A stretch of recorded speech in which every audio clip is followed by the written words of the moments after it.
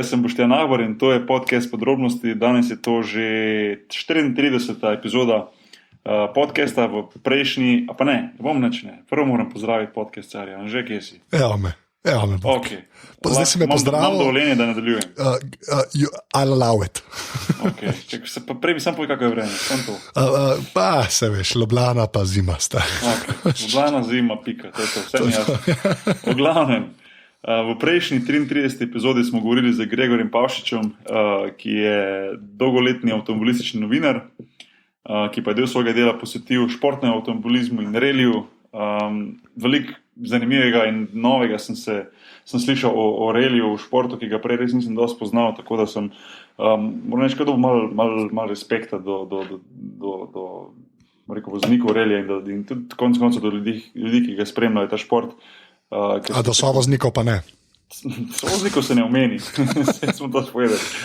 Hotel sem reči, da pač prej sem imel neko predstavo o reliju, tako ima vsak tak laik, da pač to se pač da pedalo do konca na nogi, a veš, do konca pa gremo, ne? Ampak v bistvu je tu dosti več za tem, kot pa samo to, tako da ja, vozniki so cari, so vozniki pač, kot da jih ni. Ja. No, do takega zaključka smo prišli v tem podcastu, če kdo slučajno ne ve, da smo to ugotovili, ja. Anže, kje se nas drugač najde na netu in tako naprej? Ja, podrobnosti so na aparatus.si. Tam so vse ostale oddaje, tudi ta o reliju in sovoznikih. Drugače smo tudi na Facebooku, pa na Twitterju, je aparatus_si, aparatus_si, drugače pa tudi seveda v iTunesih in ful hvala za ocene, vidim, da se še kar pridno naberajo, tako da ful hvala za to, ker tako še kdo najde lahko tale podcast. To pa mislim, da je to, kar je admina. Evo. Ja, tudi v mojem imenu vsem zahvala, ki na tak ali pa drugačen način podpirate ali ta podcast ali pa mrežo Aparatus. Jaz še vedno verjamem, da beseda največ pomeni, tako da tistim, ki delite besedo naprej o tem podcastu in o tem, kar delamo z Anžetom in pa nasploh v mreži Aparatus, res iskrena hvala, ker to je pač čist nek tak hobi, ki ga pač delamo z veseljem in tisti, ki ste to opazili in vam je to všeč, ne vem, full thanks, much appreciated. Ta feedback je res v bistvu, to je to, za kar počnemo, to je to, kar počnemo, se mi zdi. No. Jaz drugega motiva v tem dejansko res nimam, kot pa samo uživanci v pogovoru s temi zanimivimi ljudmi. Tako kot bo tudi danes. Danes je z nami Angelo Vermeulen iz Belgije, se pravi podcast po seveda v angleščini. Ukvarja se pa z zelo različnimi stvarmi.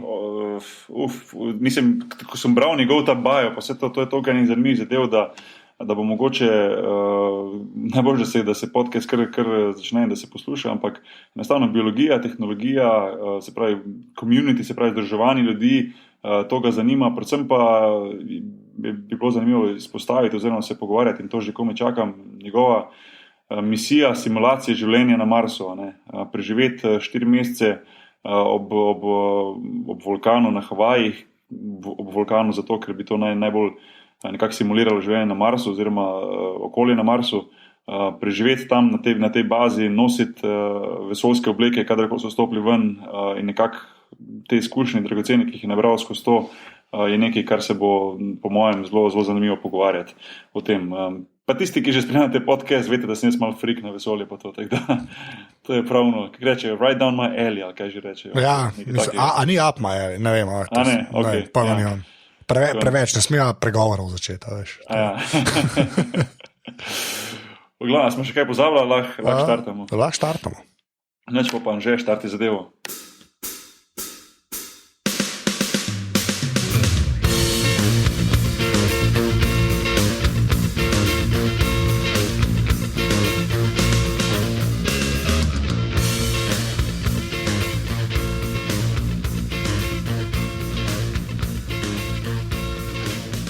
Okay, we got Angelo Vermeulen on the line.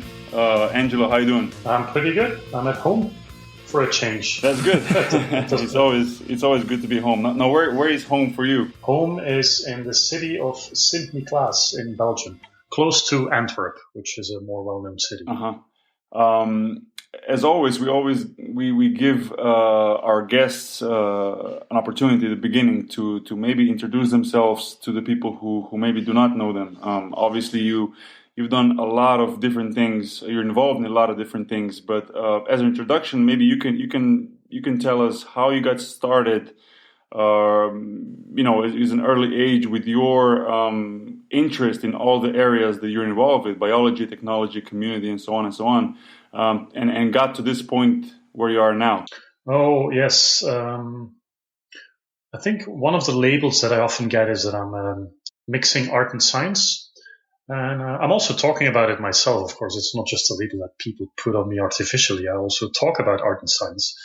But the thing is that as a consequence, people think that because I started out studying science and then I became an artist, that I kind of evolved. I evolved from being a scientist into becoming an artist. But that's not really true. Actually, all those interests were always there. I remember when I was a kid, I was very interested in science. I had my own small laboratory. I even wrote on my own science magazine that I sold at school. Awesome. But at the same time, I was very interested in the arts. I was making photos. I started developing my own photos in a very simple darkroom. I was very much into literature. And so all these things were always there. But in the end, when I had to go to university, I decided to go for biology. And I did a PhD in biology. I became very specialized in biology. But when I was doing my PhD, I decided to also study photography because I could feel that choosing for either science or either art was not going to be enough for me. So in the day, I was working in the lab for my PhD, and in the evening, I was in the art school studying photography.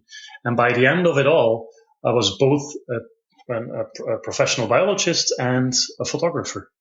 And that's where basically my current life started. I started creating art, focusing more and more on art, but basically always keeping that scientific background with me. And very quickly, I started using biology in my art. I started creating living artworks containing living organisms, artworks containing evolutionary processes, containing ecological processes, etc. And that basically led to where I am now. And that's kind of the short story of how it all happened. If anybody puts your name in Google and Googles it and looks through the really different areas and different projects you're involved with, there's a couple that I would like to point out or talk about. One of them is the project Biomod, which Angelo, my co-host, we talked about it earlier. He's like, I can't quite understand what this is about, and we read about it. I mean, I read about it, he read about it, but still, I said let's give Angelo a chance to exactly explain this. Especially for me, was really interesting to read how you're trying to I don't know how to say, to put together computers and plants, or like it's kind of like biology and technology, intertwined. Can you explain more about the Biomod project? Yeah, sure. And I actually built a version in Maribor several years ago, so it has been built in Slovenia. Oh, awesome. Yeah. Well, Biomod is an installation art project, but it's also a community art project. It's actually a project with many different layers. Many of my projects are like that. You can't really put them in one single box. And Biomod is, to summarize, we turn e-waste, electronic waste, computers that people throw out. We recover it. We check the components. We rebuild a computer network out of those components that actually works again. And then we build a living ecosystem inside the computer network that uses the waste heat of the electronics to grow and develop. So you have all these plant species growing together with motherboards and graphic cards and hard drives, and everything is just living and working together. And in a subsequent stage of the project, we started connecting the biology and the technology even more intricately. And what we started doing was we were using those networks to play computer games. So that was the original idea. Let's bring together the social, the ecological, and the technological, and that was the starting point of Biomod. So the thing was, we built these crazy gaming networks, and then people would come over and would use the network to game with each other, the electronics would heat up, and that would boost the growth of the ecosystem.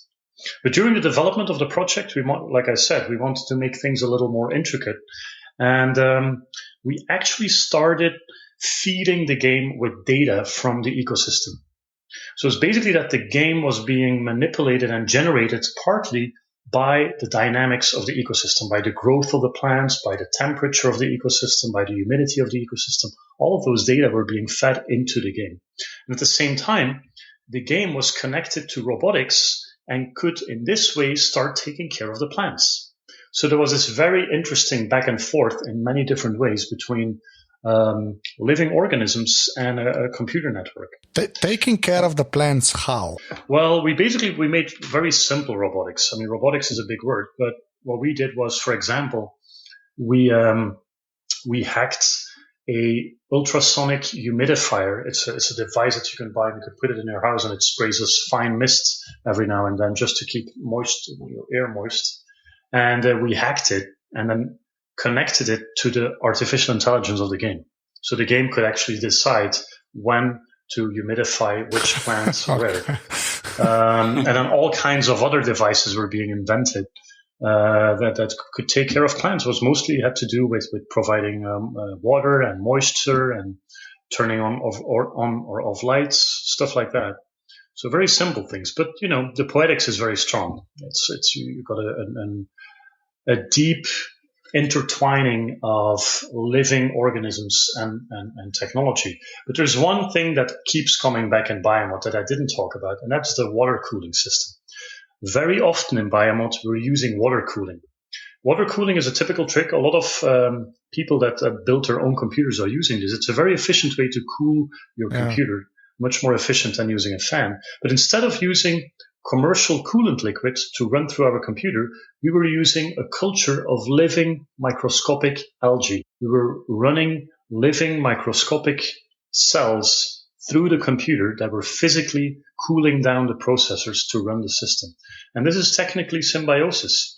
It's beneficial for both parties. The computer can operate because the algae culture is cooling it, and the algae culture is growing better because it picks up the heat of the computer. And that's a very strong and once again, a very poetic a way to combine things that for many people are basically enemies. Computers and plant life, most people just completely don't associate them or even think it's possible to put them together in a new configuration. I think that's the major message of the project.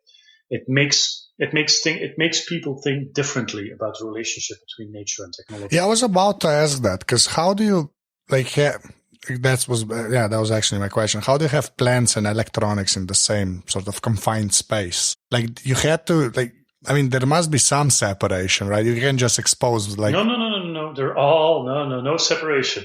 The leaves were touching the hard drives, and the plants were crawling around the motherboards, and it was just all happily together. No.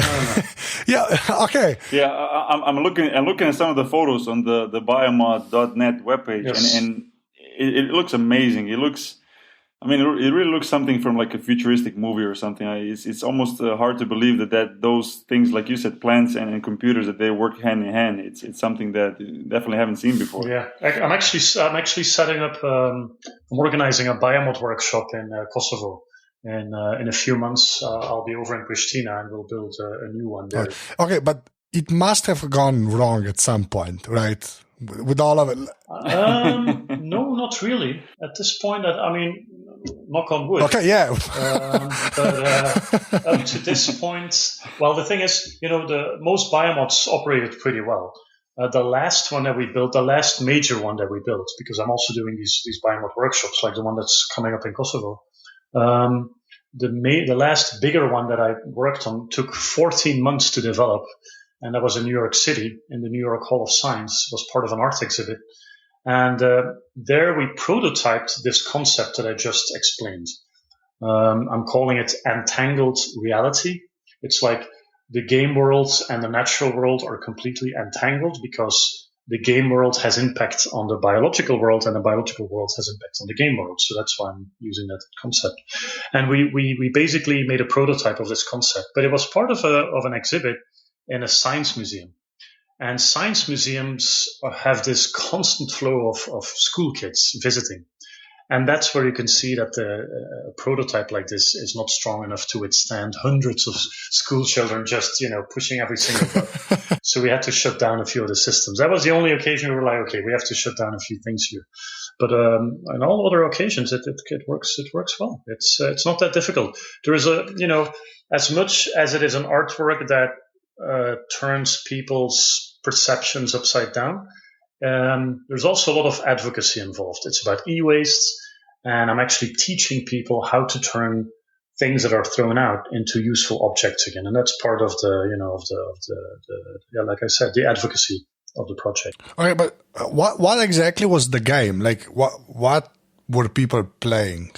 We've been playing all sorts of games. We've been playing open source games. We're always installing Linux on the computers. We're using open source software, mostly Ubuntu, and then we've been using open source games, very simple multiplayer open source games.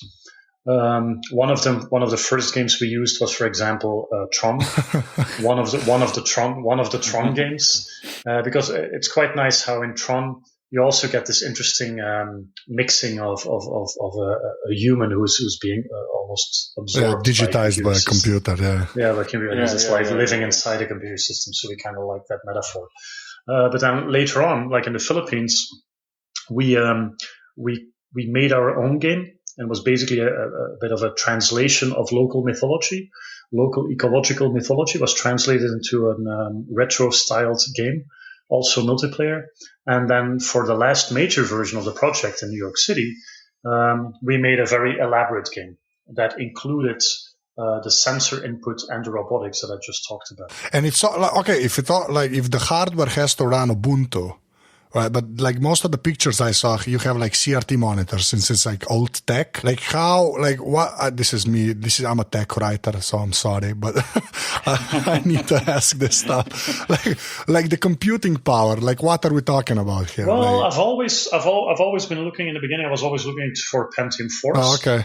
And you could run in 2007. You could easily run an Ubuntu version on a Pentium 4. Oh, okay. And then what? Like a gigabyte of RAM, basically, or maybe 2, right? Yeah, something. Yeah, about that. Yeah, and then now I've just read that Ubuntu has released a few lighter versions now. Yeah. Like I think it was Ubuntu Core, and now there's Snappy Ubuntu Core. There's even a lighter version. Yeah. So that there's always a way out with these lighter versions. The CRT monitors. It really depends on what kind of trash we find. I mean, if it's a CRT monitor from the 90s, but it still has a proper VGA cable coming out of it, we can still use it. It looks a little dated, but hey, that's retro style. Why not? Yeah, no, I like that advocacy part where it's like the salvaging of old tech, because that's becoming a bigger and bigger problem. Because it's getting to be ridiculous, basically. So yeah, that part I really enjoyed when I read through the site. So, but like I just love that like Linux gets used in these sorts of ways. I think that was the point, probably. Like I cannot imagine a better use of Linux than like Biomod. Like I don't know, it makes sense on a couple of levels. So yeah. Oh, totally, yeah, and it's good for the people joining the project because most of them have never used or let alone installed a Linux distribution. So it's part of the experience of joining a project like this. Something like the Raspberry Pi looks perfect for this. Yes and no. Oh, why? We've been discussing this because Biomod is so much focused on e-waste. Oh, right, yeah. I don't really consider the Raspberry Pi as e-waste or as an e-waste issue. Okay. Or as giving empowerment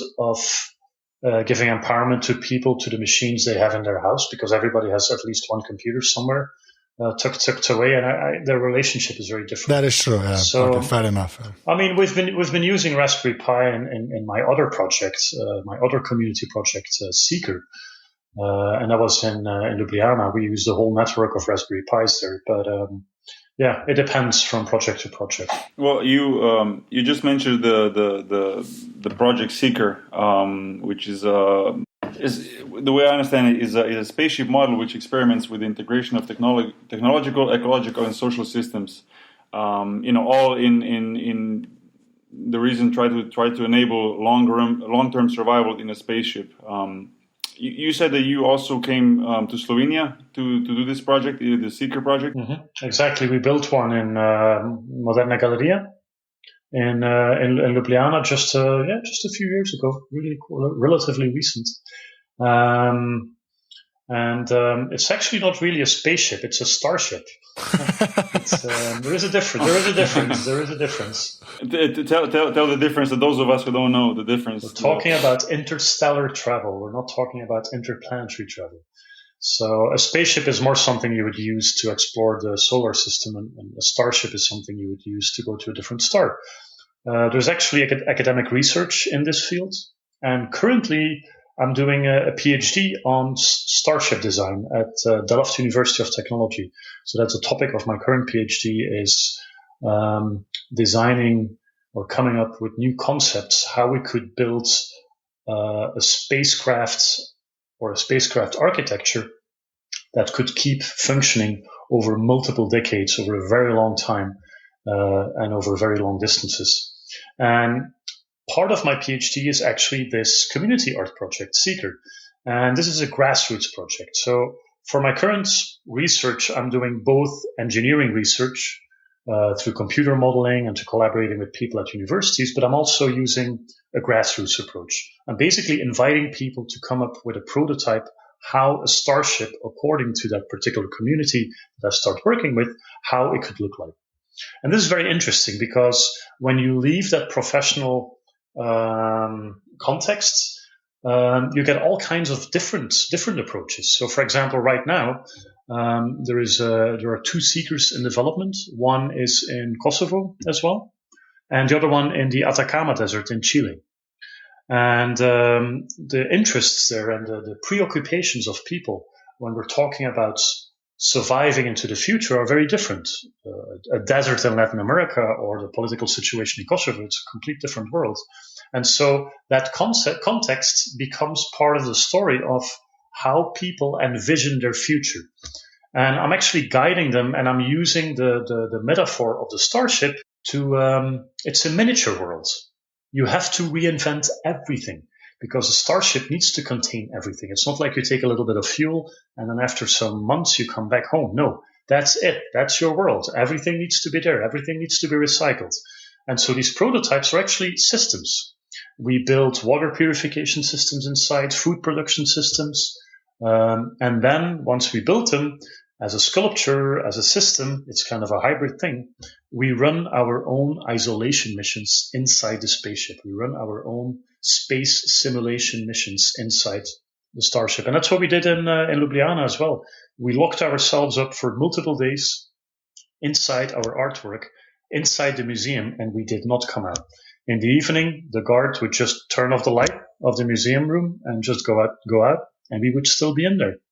And the next morning, the museum would just open up again, and we would still be in our own artwork, trying to survive with the supplies that we had. Very, very interesting. And another project that you did that I would like to spend a little bit more time talking about was the High Seas project, which you spent more than just a little bit of time in there. We're talking about 4 months here. Yes, that's right. That was it was a Mars simulation mission. That was in Hawaii. You were a crew commander, if I understand correctly, and you were close to the Mauna Loa volcano, which I guess is the closest approximation of the actual surface of Mars. Yes, that's true. And your mission was to study the improving the taste of and nutritional quality of the meals consumed during this the space flight, or should I say the interstellar flight. I mean, what is the experience that you got out of the being 4 months in basically an isolated area, pretty much living like, I guess, a human being would live on Mars? Well, I need to make a few little corrections here because the High Seas is actually a research program. Currently, the third mission is rolling. So there are several missions that have been planned. I was the crew commander indeed of the very first mission. And every mission has a slightly different focus. And our focus was indeed food and nutrition. But high seas is a planetary surface analog, which means that we're practicing living on the surface of Mars or the Moon. We're not practicing living inside a spaceship, and we're not practicing going to Mars. We're really practicing the life once you've arrived somewhere like Mars, which is a little different.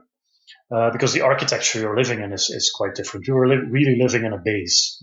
Our base consisted mostly of a big dome. Well, it wasn't that big. It was only 11 meters diameter for 6 people, including everything like kitchen and toilet and individual tiny bedrooms and everything. It's of course, I often get this question when I start talking about it, or when people figure out that I've been doing mission for NASA. They're like, so how was it? And I have no idea how to respond to that question. How was it? I'm like, it was great, I guess. It's obviously life changing. I mean, this is something that definitely teaches you a lot about people, I guess, mostly. I learned a lot. I learned a lot about the science of space exploration, and I'm including what I learned into my current research, into my current PhD. But apart from the science, I think I learned most about leadership for me personally. It's not that I consider myself the perfect leader, but I was in that position of trying to lead that group. And of course, it's you're dealing with highly autonomous, very competent, very intelligent people. And you do not treat them like a bunch of soldiers that you can just, you shout some orders and they'll do whatever you say. It's a very different ballgame. It's a very different way of dealing with a team like this. And that was very interesting. And at a certain point, I actually decided, it was a bit of a small social engineering experiment. I decided to give away my position to the crew. I woke up one morning with this idea, and during breakfast, I announced it. I was like, listen, I have this proposal. Is anybody interested to become the commander of this mission? And I could see that like 4 out of my 5 fellow crew members raised their hand and were like, I want to be the commander of this thing. And then week after week, other people took over command. And basically, I took a step back and just observed what happened and how they dealt with issues and everything. This was an incredible learning curve. I really... it's one of the biggest things that I took away from that. But if it's 4 months, right? Okay, I don't know how to ask this. When exactly did it get weird? Because 4 months is a long time. No, it doesn't really get weird. The honeymoon ends. That's what happens. Well, okay, that's a better way of putting it. When did the honeymoon end? Yeah. I think it was about, if I go through my notes, it's about, I guess 3-4 weeks in. I would have to go back to my data, but I think it's about 3-4 weeks in that people are like, okay, now in the beginning, everybody is trying their best, is trying hard to be as nice as possible and as understanding as possible and everything.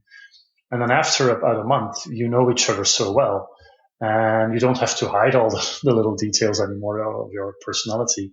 And then it becomes a little different. It's not like after a month you start fighting, because honestly, we actually had little conflict, was quite happy about it. It depends very much from group to group, of course. It's a little unpredictable. But one of the most crucial things when you run an experiment like this, and this is basically the role of the mission organizers, is to make sure that the crew is psychologically compatible. And some people are like, what's that? How do you measure that? It's not that difficult. Everybody knows that. You put a few people together that don't know each other and they have to do some common tasks, and you immediately see who clicks together and who supports, and the person that is annoying everybody else and the person who's always standing in the corner. You can see those dynamics like straight away. And that's what they did with us. We were selected. We were with 9 people, the finalists, and we knew that 6 of us were going to make it for the mission and 3 were going to be backup crew. And they put us through a training program in Cornell University, and then based on our interactions and the training program, they selected the final 6. And we were pretty well compatible. I mean, we were different personalities, but it's also very nice. I really enjoyed the differences. There were a few extroverts. There were introverts. There were 3 men, 3 women, and different nationalities too. Correct, Angelo? Yes, there were on all kind of levels. Different cultural backgrounds: Russian American, African American, Puerto Rican, European, Canadian. But we all shared a Western background, of course, and that makes it easier to connect. And but the differences are really crucial. It keeps things exciting, and also for troubleshooting, it's fantastic to have these different approaches. But you can actually extrapolate from, like, when you were all at Cornell, right? You can, like, because I can imagine you saying, like, okay, these 6 people are compatible, but when it goes on for 4 months, right? I mean, of course, you have moments when it's, when there's always moments when somebody is like having a hard time or needs some time off or wants to have some more private time, or when somebody's like, as far as I'm concerned, I'm kind of done with this, I wouldn't mind if this would stop now. Everybody has those moments. Of course, it's not, and we did have our discussions. So that definitely happens. But what you can also have is that if you're not compatible, it's going to explode like in 1 week. Okay. The first week it's already going to happen. That's just clear. I basically have seen this in my art project in Seeker, where a crew that was not selected, because it's in the Seeker project, I allow everybody to do whatever they want. And so the crew is self-selecting. And sometimes it happens that a crew like that is not really compatible because no outsider decided who gets to go. And I've seen things going wrong in like literally 1 hour. They just couldn't get along. So, it's a tricky game, but it's the compatibility of personalities is definitely crucial. But one of the good things was that we, I think if I look back at it, because I'm getting more and more of a distance to the whole experience. And I think, first of all, having a level of privacy is, of course, crucial. We had our personal small bedroom, and that's your private sanctuary. You can withdraw there at certain moments, especially in the evening or in the weekends. And the other one is my trick as a commander was really to keep all communication channels open all the time. We did a lot of talking, and that was because I'm a talker and I'm a people person, and I think talking is important. So every day we had a lot of conversation, and that's, I think, how we were constantly tuning. But other people have different styles, it depends on personalities, on the personality of the leader, how a mission is shaped. That's definitely important. Like during that time, did you actually sort of, stupid, but like forget that you were on Earth? Like, that's a weird question. That's really that's the make believe, and it's an interesting thing because I'm currently writing a scientific paper on the coping strategies of my crew during the mission, and the make believe has an important part because it's on one hand, it's really motivating to feel on Mars and to play that role, to play that script. That's even a better word. On the other hand, it's really hard to attain that level where we really are in the middle of a story on Mars, because there are basically so many things that are constantly reminding you of the fact that you're still on Earth. We had one small porthole window, and of course the clouds and the blue sky immediately destroy anything that could remind you of Mars. You're constantly okay, blue sky, clouds, okay, that's not Mars. The few moments when I really, and most of my crew agreed with that, when we felt on Mars was when we were visiting lava tubes. We couldn't really go deep inside the lava tubes. We could only go, we didn't have permits for that, but we could go into the entrance. And then basically a lot of the views were blocked off, and you're in the middle of these of this geological structure that also actually probably is also present on Mars. Red geological structure, no sky, in a spacesuit, a mock-up spacesuit, having radio contact with your fellow crew members. And then we started feeling something that could look like being on Mars. Now, I was just gonna mention this or ask this, and you just said it, that you were wearing spacesuits every time you walk outside. Were those spacesuits actually spacesuits similar to the ones that humans would be wearing in Mars? No. I mean, a spacesuit is $1 million, so there's no way you can even approach a $1 million suit. So the suits that we were wearing were were really strictly, were very functional in a way. And the two main functions they had was first to shut us off of outside air, so you don't have any idea or feeling about temperature and air at all. And the second one is to inhibit or to make your movements more difficult. So it becomes more clumsy to work with gear and with all kinds of technology. And once you get those two functions, that's fine. It can look like something that looks like entirely different than a typical spacesuit. It doesn't really matter. So in this way, these are very kind of simple mock-ups of real spacesuits. You said that you were part of the first mission, which like improving the taste and nutrition quality of the meals, right? You were. What does that mean? Like, well, the study that we were doing was basically dealing with an issue, and it's very typical for long-term space exploration, which is called menu fatigue. People getting tired of their food. It's a psychological phenomenon. You also find it back in the military. People start believing they're not hungry anymore, or they're less hungry. While actually physically they need the food, but they're so sick and tired of eating the same food that they believe they don't need it anymore. They lose weight, etc., etc. It's not good. You don't want skinny astronauts arriving. So one solution would be to allow astronauts to cook their food. To make their own meals, because creating your personal meal is, of course, motivating to actually eat the meal. And that's what we experimented with. So we had a whole pantry of shelf-stable ingredients. These are ingredients that you can keep over a very long time without cooling. And so the system was like this, that we would have 2 days of astronaut food or astronaut-like food, something that was similar to astronaut food, and 2 days of cooking. And that would go on throughout the whole mission. And every single portion that we put on our plate, we would have to weigh it, we would have to film it, evaluate it before we ate it, and then evaluate it after we ate it. So that's a lot of data that we gathered. And so our mission organizers were basically studying the evolution of our food pattern over time, what kind of food we would finally settle in with, and what we liked and we didn't like.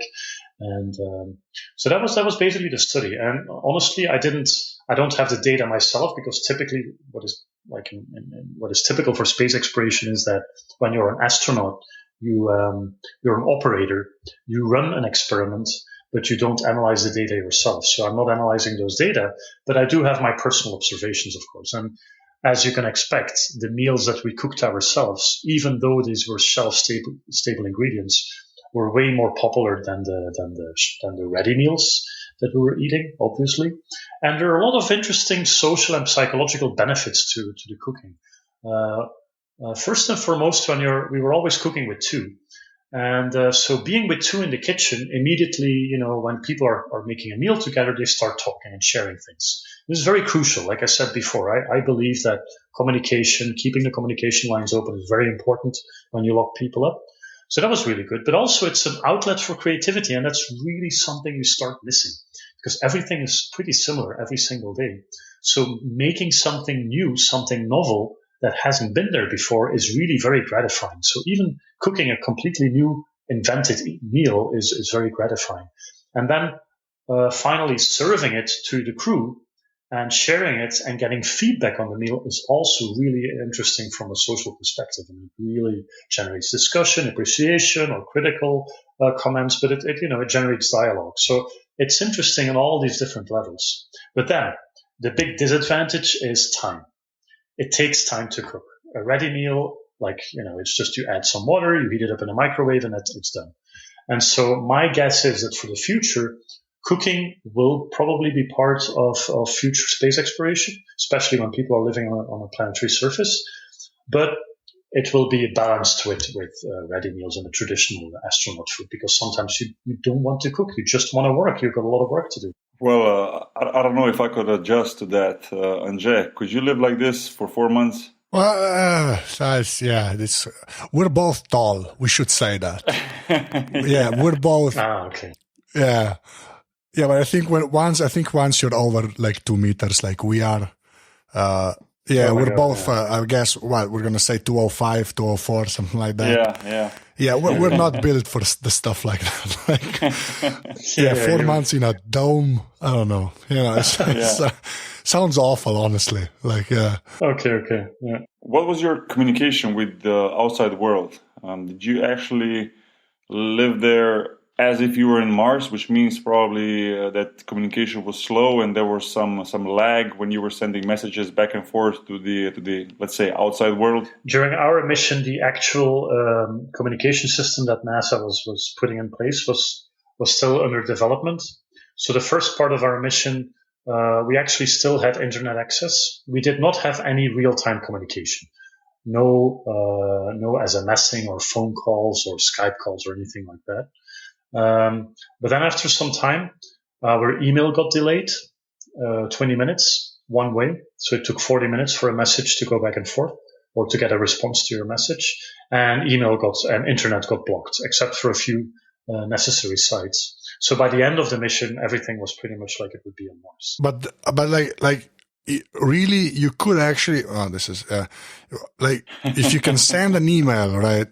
Like how much data can you actually send to Mars? Oh, it's not too. I mean, it's not too bad. I mean, it depends. Do you want to send a high resolution video? Well, file? yeah, Of okay. course, it's going to take a lot of bandwidth.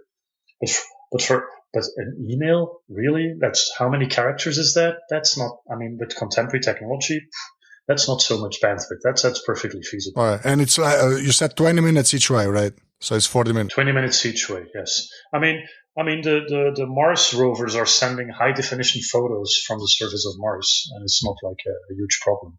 So, Yeah, that is true. Yeah, okay. I forgot about that. Yeah. There's rovers on Mars. That still blows my mind. Yeah, okay, fair enough. Yeah. Angelo, would you do that mission again? Would you sacrifice 4 more months to do another Mars simulation mission? Yes. Of course, of course. And honestly, I'm looking around for more opportunities to do similar stuff. But I wouldn't do the exact same mission because I need some. I also need some novelty. But if it would be a different system, a different base, a different research strategy or topic, I would definitely be interested to continue this kind of work. For sure. And like I said, I'm running my own mini missions in Seeker. So, I'm in a way, I'm still doing it, but of course, much shorter. Although we're making plans to make the missions in Seeker longer than just a few days. You could probably be the first person that I could ask directly a question that I always wonder, and Angelo knows this. How far is the human race to actually going to Mars?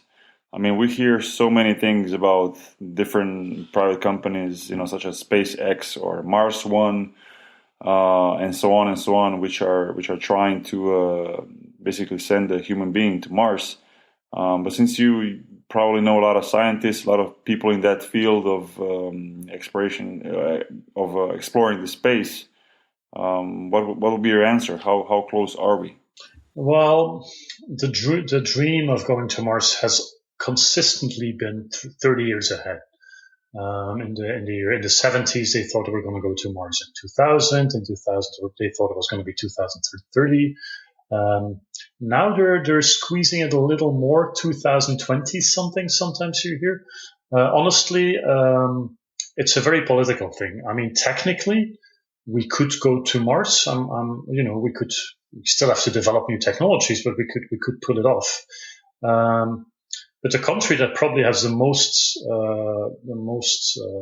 how to put it, R&D in the field of to go to Mars is probably America, probably NASA. But they're so depending on Congress. So, the budget is just fluctuating so much. It's very hard. The thing is, there is no Apollo program for Mars. That's a big difference. So there is a lot of research being done at NASA to go to Mars, but it's all individual research programs. Like the one I was part of was also funded by NASA, but it wasn't directly connected to other research programs to develop other technologies to go to Mars. So it's all kind of a little bit separate. But if if they would get the go ahead and a proper budget, they could pull it off relatively soon. So it's a little hard to say because it depends so much on the politics. But then there's of course all those private companies that you just brought up, like Indeed, SpaceX. I think Elon Musk just recently brought it up again that he wants to set up a city on Mars for thousands of people. There's Mars One. And then there is Inspiration Mars. I think those are the three ones that you see in the news the most often. Inspiration Mars is probably the most realistic one because they want to set up a flyby mission. So they don't want to land on Mars. They just want to send a couple in a flyby to Mars and back. And I think that's, to me, seems the most realistic one. The date they always kept in mind was like leaving in 2018. I would be a little surprised they would leave in 2018 because that seems a little soon. But, a few years later, I guess it could be feasible depending on the launch window because you can't just go to Mars whenever you want. You need to wait until the perfect alignment of the planets. And most probably it means that once you're going to Mars, you're staying there, right? With a flyby, you don't stay. Yeah. I don't mean the flyby, but actual landing there. Missions such as Mars One. Well, that's the Mars One. That's the Mars One project. Of course, it's about this thing. It's a ridiculous project. I don't believe it. One single thing of it. They might pull off their mission, but in like 30 years, and not like that. The thing is, the time, the planning they put forward is complete. They already admitted that the original plan they had is completely impossible, and they pushed things already with several years. And I think they're going to keep on pushing things because it's totally unrealistic how quickly they wanted to solve all the problems.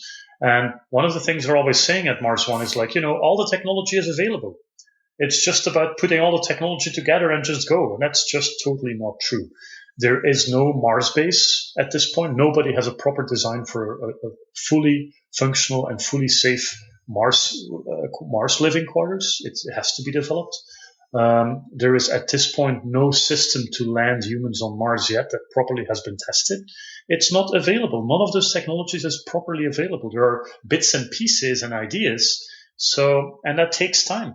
And if you really squeeze things, you run the risk of having accidents. And I would be so unhappy if they would cause the first, commercial space. We had a commercial space accident actually quite recently with Virgin Galactic. But if Mars One would screw up in going to Mars, that would be really bad for a commercial space flight. So personally, I'm like, don't rush it so badly. You might end up in trouble, but it's all about a TV show. Yeah, because they're trying to actually make a TV show out of it, like a reality show, right? Yeah, that's the thing. And you can't promise a reality show for like 20 or 30 years because then people will be like, we're still waiting for that show. And that's the problem there. And also, what kind of people are you going to select? Are you going to select people that are really qualified to go to Mars? They're probably not the most exciting people. If you look at they're scientists and engineers. They are really into their work. If you look at the profile of people and remember I just talked about crew compatibility, about psychological compatibility. You don't want psychological compatibility for a reality show.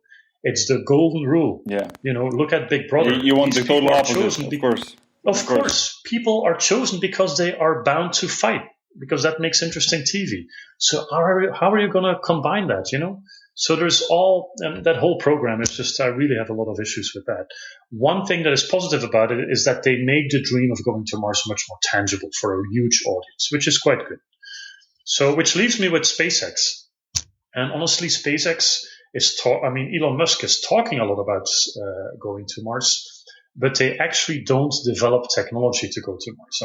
All of their technology is focused on low Earth orbit. It's all about the satellite market and getting astronauts to the space station. And that's where they want to make money. And then maybe in the long term, they can use some of that money to set up a program to go to Mars.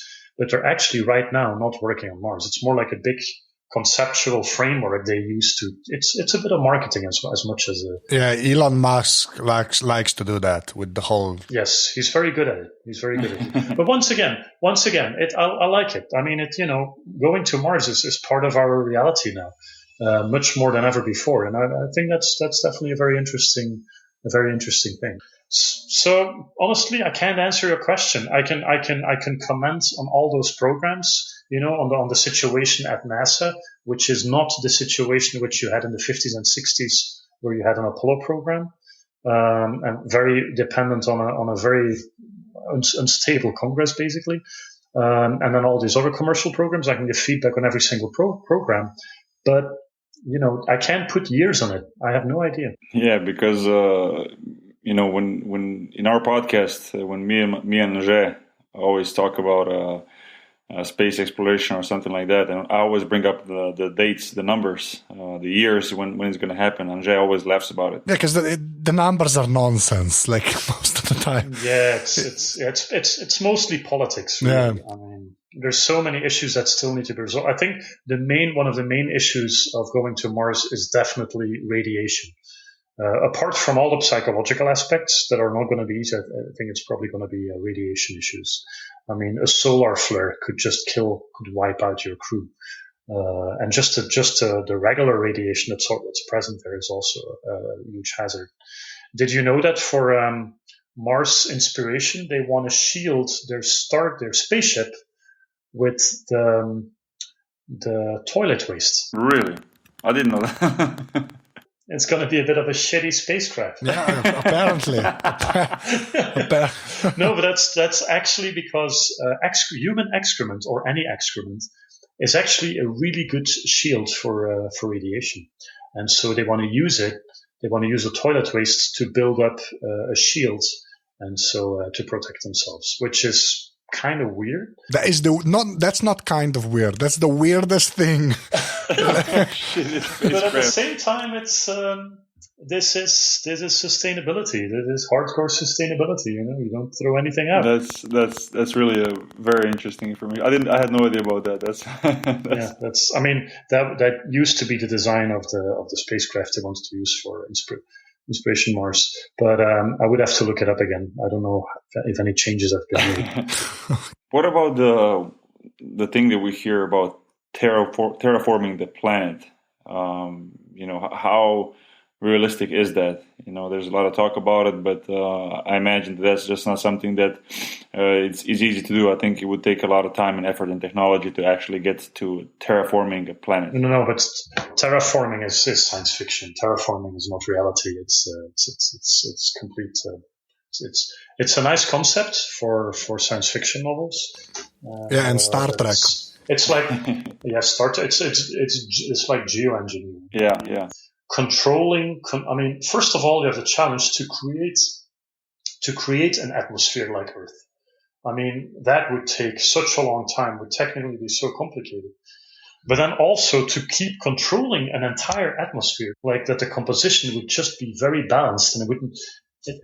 How on earth would you do that? That even geoengineering is something that I'm totally against. You have no idea if you change a major thing here, what might happen on the other side of the planet. It's just too tricky to start playing with that. So creating and then controlling in a very regulated way an entire atmosphere. At this point, maybe in a few thousand years we can do that. Who knows? But right now, I think it's complete sci-fi. I mean, if we're going to colonize places like Mars, it's going to be with architecture, and then people are going to live inside structures where you will have an artificial atmosphere, just like in a spaceship.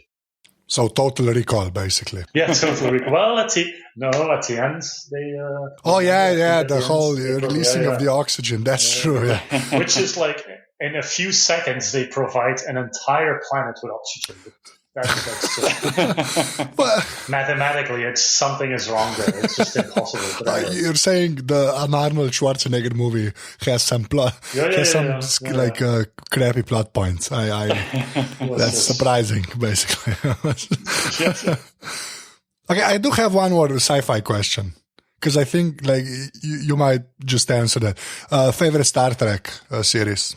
I'm just going to ask. My favorite Star Trek series. Because I'm betting you have an answer. You have an opinion on that. Because you do starship design. Yes. But I haven't seen all of Star Trek yet. I'm not such a big Star Trek or Star Wars fan, to be honest. Okay. And I actually was very charmed by the reboot of Star Trek. by J.J. Yeah, same Abrams. here. It's not bad at all. Yeah. Yeah. For me, I was really very much into that. And the sci-fi series that I've followed a few years ago very intensively was Battlestar Galactica. Oh, awesome. Yeah. I kind of feel much more connected to that. Awesome. More than Star Wars has been such a disaster. Okay, we're not going to go. I don't really want to talk about Yeah. it. I mean, of course, now J.J. Abrams has made the new Star Wars movie, so who knows what happens, but it's... Yeah, let's not mention the Phantom Menace. That's not, yeah. No, we didn't talk about this. And, okay, but since we're talking about movies, I'm wondering if you saw Interstellar, and what did you think about it? Yes, I saw Interstellar. Indeed, I think it's a medium movie. It tries really hard to be this masterpiece, but in trying so hard to be a masterpiece, I think it kind of fails. It's a good sci-fi movie, but that's about it. There are a few things that I didn't like too much. I mean, the overtly emotional undertone of the daughter-father thing sometimes got a little bit on my nerves. Yeah.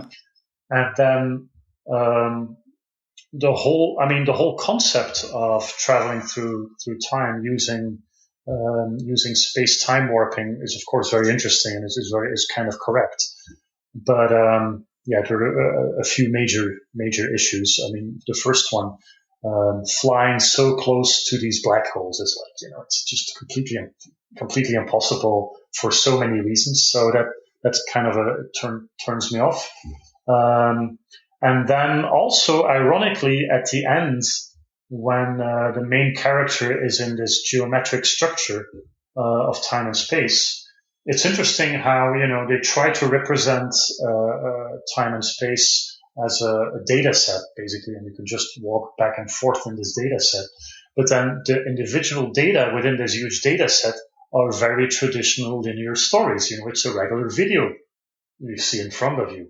So of course, this is where everything just can't be represented anymore. You're trying to cut up time and space, and in the end, you have little chunks of regular moments of life, which actually would be impossible.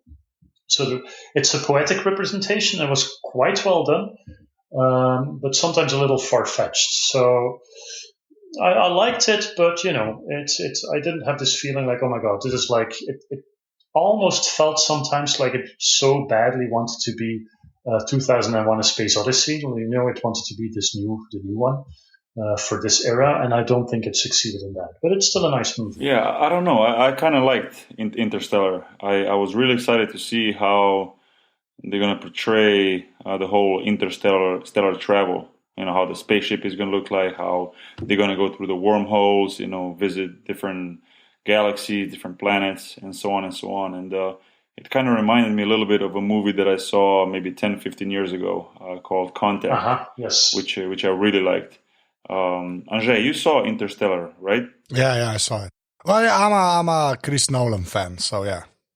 But it's a good sci-fi movie, but it has really high highs and then some pretty low lows. Of course. One of the sci-fi movies from the last decade or so that was probably one of my favorite ones was Sunshine. Oh, Sunshine is awesome. Danny Boyle, yes. I really like. Some people complain because at the end it becomes a bit more of an action movie. It never really bothered me that much. I actually didn't. Same here. I was perfect, but I saw it like twice in the cinema, and just those images of the sun and then the conversations of the crew and the crew gets like dysfunctional, and then the art design and everything. I really love that movie a lot. Oh yeah, okay. I completely agree. Yeah. And I felt more compelled by that movie than by Interstellar. Same thing with Gravity. Yeah, Gravity is a shitty movie. I always say that it's a texture artist movie. Did you see how many texture artists that worked on this movie? If you look at the credits, it's amazing. It's a whole group of texture artists. Those are the artists. It's their movie, and it's beautifully done. I've seen it in 3D on a big ass screen, and of course it looked gorgeous. But come on, the acting and then the dialogues. Oh my god, and the script, it's so bad. Yeah, but not as bad as Avatar. So Yes. And then the moment at the end when our hero, she stands up and then she walks on shore. Yeah. Just like all this very typical Hollywood Typical. techniques. I have nothing against Hollywood, honestly, because I think Hollywood produces fantastic movies, but sometimes they use certain cliches a little too much, and then you know what's going to happen next, and that's kind of disappointing. Angelo, what are your plans for the future? I mean, what are you doing? What are you doing now, currently, and where do you wanna be? Where do you see yourself in let's say 5 to 10 years? Well, like I said, I'm now starting my 4th year of my PhD on starship development at Delft University of Technology in Holland, and I'm starting to prepare manuscripts, and I'm going to wrap up some computer modeling, and I'm hoping. The idea is that in 2016 I'm wrapping up that PhD, and then I want to continue finding my way in the world of space exploration. So that's definitely part of my academic ambitions. But there's a whole group of people that I'm working with. All the stories that I've told you about Seeker and Biomon are community projects. They're community-driven. They're done with lots of people. We build these systems with groups of people. That's my interest. That's how I became a commander, by the way, because of my experience working with communities. And with my closest allies, we've decided we want to scale up, and we want to turn our movements into a bigger movement. So far, things like Biomod and Seeker were always one-off projects in a different location, and then there, and then there.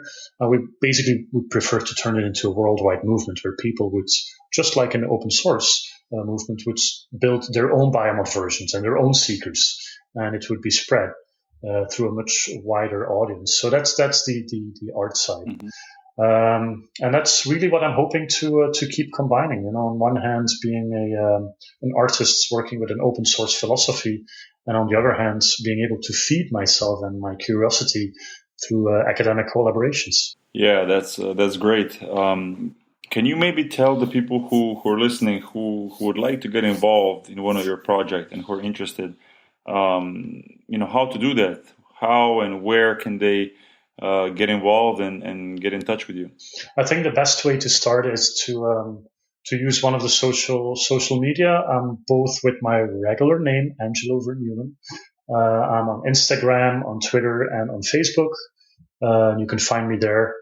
Just drop me a message or post something on my wall, and I'll get back to you. Perfect. Angelo, thank you so much for taking your time and talking to us.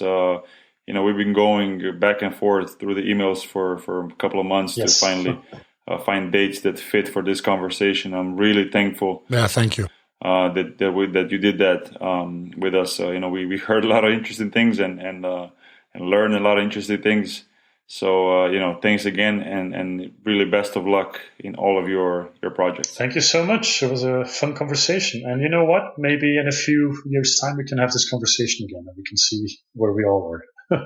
And I'm gonna make Boki watch Battlestar Galactica. Okay.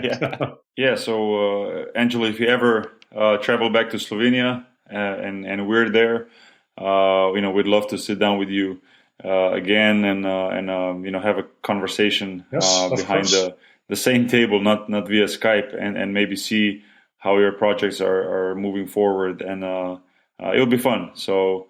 Thanks again. Thank you. Yeah. Okay, bye guys. To je bil Angelo Vermeulen. Jaz mislim, da zelo zanimiv pogovor. Imam res občutek, da se po teh pogovorih človek lahko kaj zanimivega nauči, oziroma kaj mnogo sliši. Sploh to življenje na Marsu, že je to, kaj te mogoče malo potegnilo, da bi pa mogoče ti prijavil, pa ti probo kaj takega delati. Ker ti bi lahko pomagal, ti si znaš delati z elektroniko, z telefoni, komunikacija, ti bi pasal tja noter, da mogoče vzpostaviš boljšo komunikacijo med Marsom pa med Zemljo v prihodnosti. Te mika to, sigurno. Ne? Boki, tako kot sem rekel v pogovoru, mi se obada čez 2 metra. Mogo imeti svojo vesoljsko plovilo, da bi tja prišel. Več ali manj. Ker delajo po mojem za same podmerske. Se cel zdaj, že odkar ta podcast delamo, pritožujemo, koliko se ne da na avionih, zdaj bomo šli pa do Marsa. To je to, ne. Jaz si že večkrat sem rekel teleport, samo to je ta beseda, ki se išče. To čakamo. To bo rešilo marsikaj. V glavnem, Anže, kje se nas lahko sliši, kako se lahko našo mrežo podpre? Mrežo Aparatus lahko podprete na aparatus.si/podpri. Ful hvala vsem, ki ste to že naredili, pa unim, ki to boste. Drugače smo tudi na Facebooku, na Twitterju, pa tudi Mido so na Twitterju, ne, to pa pol povedala, drugače pa podrobnosti so tudi v iTunesih, tako da če da ste lahko tam kakšno ceno, ful hvala, pa hvala unim, ki ste jo že dali. Drugače pa Boki, kje si ti na Twitterju? Evo, Boki Nahbar. Odlično. Ti? Afna Anzeta. Jaz bi rad rekel še enkrat v mojem imenu, vsem hvala za tisti, ki podpirate mrežo oziroma podcast, pa tudi tistim, ki nekako pomagate soustvarjati konec koncev ta podcast, zato ker vsi tisti zanimivi komentarji, ali pa ne samo komentarji, tudi ideje, ki jih dajete, pa kak zanimiv članek, ki ga pošljete na Twitterju, da ga jaz in Anžela preberemo, vidimo, to nam nekako daje, bom rekel, ideje za naprej, kakšne goste zbirati, v kako smer razvija ta podcast, tako da tudi tisti, ki ste predlagali par zanimivih gostov, če ne bo točno ta oseba, pa mogoče nekdo iz tistega področja, tako da tudi v prihodnje lahko pričakujete ljudi, osebe iz različnih področji, ki pa ima vsak svojo zanimivo zgodbo in zanimivo življenje in kariero, tako da se že veselim novih podcastov in novih pogovorov. Anže, smo vse povedali? Vse smo povedali. Pa to. Pa najboljš, da zaključimo. Ajde. Srečno. Enako, srečno. Nekaj drugega. Nekaj moraš zdaj, se zmeri nekaj probaš. Čau. Čau.